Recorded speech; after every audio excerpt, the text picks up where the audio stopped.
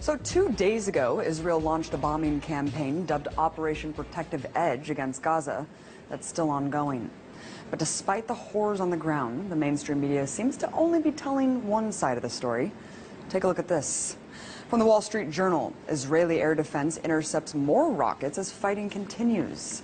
And the LA Times goes on to declare that Palestinian rockets reach farther into Israel. And lastly, the New York Times makes it seem like there's an equal playing field by stating Israel and Hamas simply exchange fire. Well, I guess I really can't expect more from a media apparatus that essentially works as stenographers for the U.S. government. Let's take a listen to what the issue is being framed by the White House. We strongly condemn the continuing rocket fire into Israel and the deliberate targeting of civilians by terrorist organizations in Gaza. No country can accept rocket fire aimed at civilians, and we support Israel's right to defend itself against these vicious attacks.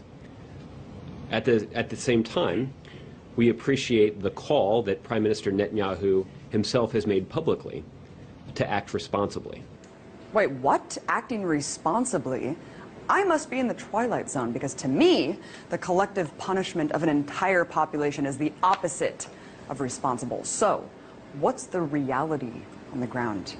Well, just in the last 24 hours, Israeli forces have conducted airstrikes that have struck 160 sites in Gaza, according to the IDF.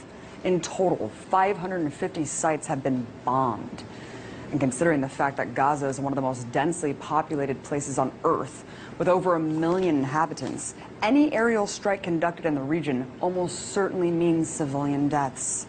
In fact, at the time of this broadcast, the strikes have killed at least 53 Palestinians, including 8 children and an 80-year-old woman. According to the Palestinian Minister of Public Works and Housing, at least 50 homes have been destroyed so far and 1,700 damaged. So when the IDF talks about hitting, quote, Hamas targets, remember that Hamas is the democratically elected leadership of Gaza, which could mean any government building or social services for Palestinians. So while the U.S. government can go on and on about Israel's right to defend itself, take heed of the increasing death toll in Gaza and the fact that no Israelis have yet died as a result of Hamas rockets. Look, I denounce deadly force on both sides. But it's important to not frame this as a cycle of violence that's equal. One is the colonizer-oppressor, the other, the colonized oppressed. As IDF General's son Miko Piled said just yesterday on the show, there are 2 choices for Palestinians in occupied territories: to completely surrender or resist. And resistance is what we're seeing now.